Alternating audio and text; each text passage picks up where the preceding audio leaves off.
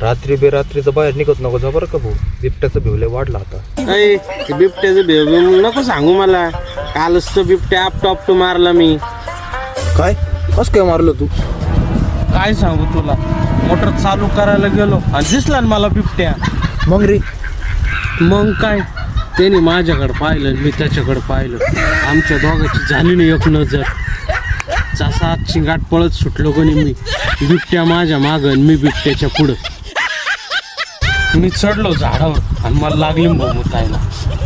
मग काय करू, झाडावरूनच मी जसं मुतायला चालू केलं, खाली बिबट्या.